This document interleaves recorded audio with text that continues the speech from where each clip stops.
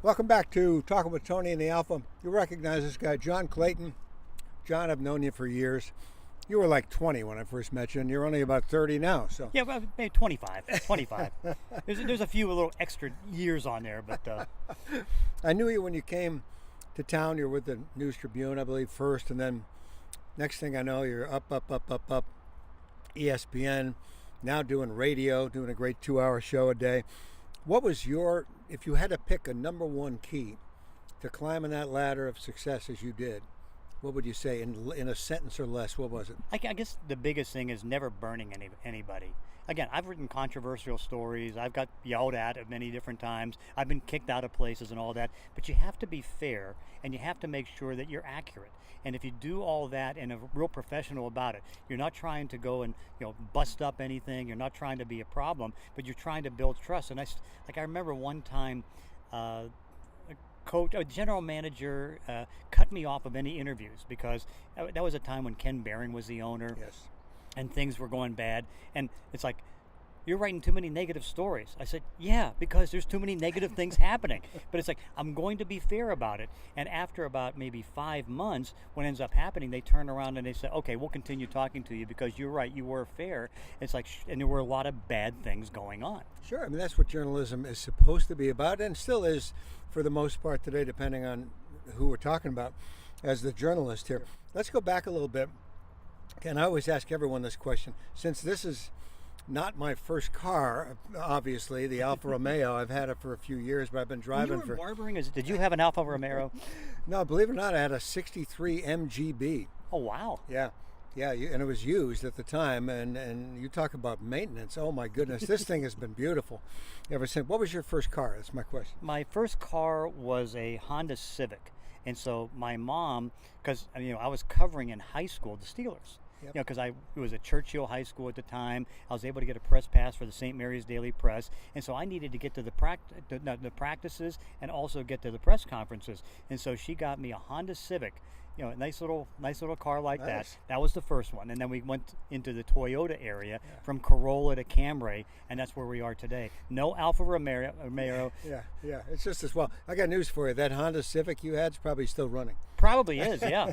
I sure didn't put a lot of miles on it, that's for sure. So obviously from Pittsburgh, as a kid growing up, just you had to love the NFL in Pittsburgh. I don't know if you're not old enough to have been around in 1960 when the Pirates beat my beloved Yankees in the World Series. I was 6 years old. Okay, well you I was around, yeah. Bill Mazeroski, the most crushing home run in my lifetime. Mm-hmm. No, that was an incredible year. I mean, because the Yankee team was so much better. Yeah. I mean, because you would see the games and it's like the Yankees would win like about 10-2, yeah. And then somehow in that 7-game series, the Pirates are kind of like the Mariners right now. They're winning the close games, but when they played a bad game, they just got bombed in that World Series. But then Mazeroski, hit the home run that changed everything. But there was so much fun because there was Clemente. And so much, everybody would love seeing him in right field making the big throws and getting the big hits. But yeah, that was an incredible year. But I was 6. Yeah, you know what? I'll tell you what, though, 6 is a time, that's when you really start to remember, and that stuff begins to become embedded in you. And you're right, that team in a way kind of does compare 50, 60 years later with the Mariners, who have a low-scoring team with really good pitching. And I will never forget. By the way, the left fielder that watched that home run go over his head was Yogi Berra, and a lot of people don't remember that. Yeah. He wasn't catching that day. Anyway, okay, back to what you're doing now with many years at ESPN. This is sort of post ESPN, but you're on 710 every day, and you're still doing the same thing. You're still going after the details, reaching for the stories, giving out information that people aren't getting somewhere else, and it's still a thrill for you, isn't it? Oh, I love it. I mean, what's so great now is that there's so much more information that I didn't have access to when I started doing this stuff.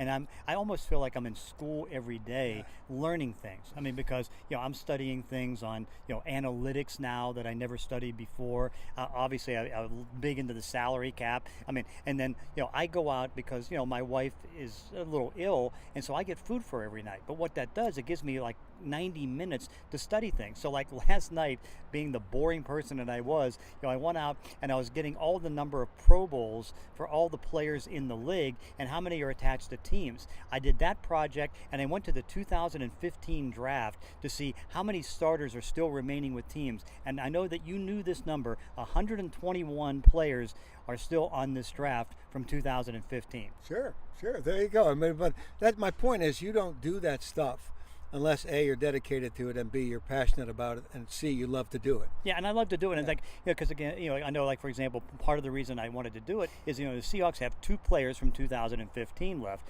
They have, Frank Clark, right, and they have Tyler Lockett. Yeah. All right, and so I wanted to see, it's like, now they get the criticism, oh yeah, they haven't been drafting well, but then what you end up doing is you basically see, you have 121 guys still left on 32 teams. Nobody has more than 5. Okay, and so most of them have 2 or 3, and I wanted to find out how many are considered to be starters. And obviously Lockett's a starter here, Clark's a starter here, and then you start to figure out the contract, because that'll be my next project. Sure. I'm going to take it over and then start to see what those guys are going to make in free agency, because now they're starting to be eligible for free agency, but only 3 from that class of 215 have contract extensions. That is, wow, that is just great information. That's the kind of stuff you get every day, 10 to noon on 710 ESPN. John, a couple rapid fire questions. I've got my own answers, and I'm not going to bore you guys with those right now, but I want to hear yours. Favorite teams of all time. I'll give you the league, you tell me.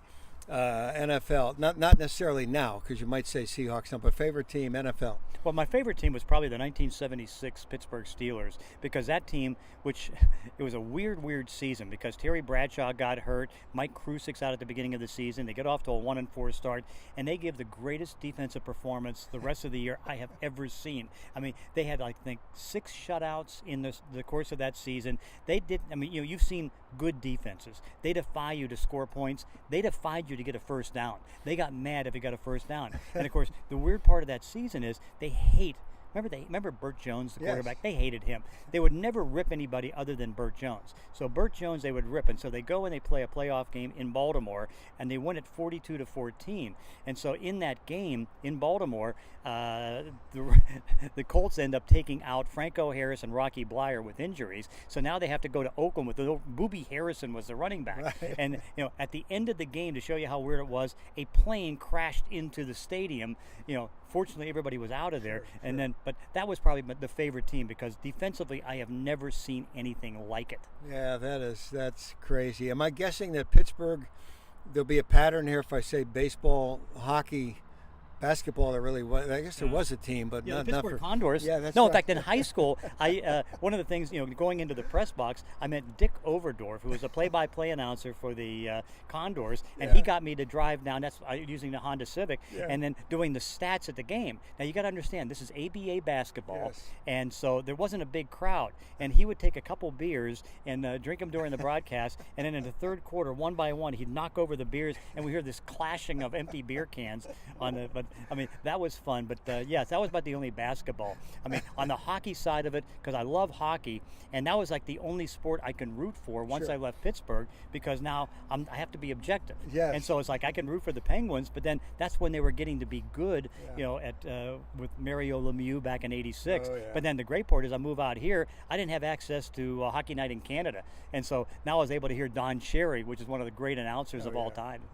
Top 3 as far as depth, personality, interviews that you've done, and this might be tough for you, but just the top 3, and we're not gonna offend anybody if they're not in that list, I'm sure. Yeah, number 1 was Terry Bradshaw, because you never knew what was coming out of his mouth. I mean, because I still remember seeing him in a playoff game in Denver at 5 in the morning, and I said, what are you doing walking around? He says, well, I can't sleep night before games, and I was watching this movie, Exodus 2, and all these birds are flying around and bats and things like that. It drove me crazy. It's like, okay, Terry, that's good. Number 2 was Brett Favre, because I mean, Favre was the best. I mean, he would tell you anything, and I always recognize this when you ask him a question. What he was able to do was pause for a second, because he wanted to think through. It's like, what haven't I given, and I'll give that. So he'll give you something unique. And then 3rd is Richard Sherman. I mean, that's why when I was fortunate enough to win the award this year for broadcasting, And it's like I had to have Richard do the presentation because he's one of the music guys. But yeah, he's amazing. And and you've won many awards. I mean, the whole Hall of Fame thing is pretty cool too, as well. And by the way, what is have you been to all the Hall of Fames, to all the pro sports Hall of Fames?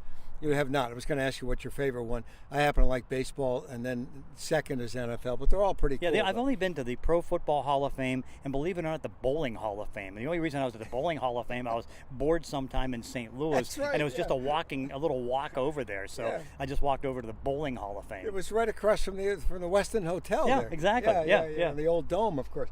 All right, so John, I appreciate this. By the way, this is not necessarily going worldwide. It might just be going to this neighborhood, but people in this neighborhood love you, so it's perfect. It's a win-win. Really. Well, again, it's a great neighborhood too. It's like, plus I'm in a nice car with the Alfa Romeo with the windows open and all this stuff. This is very nice. Hey, 30 miles to the gallon. I got 126,000 miles on it. I'm not selling it, by the way, so don't even try. Don't trade that Civic for this. It's not going to work. Okay, well, I got a camera here we can throw in. Well, maybe we'll do that. Thanks, John. Thank you.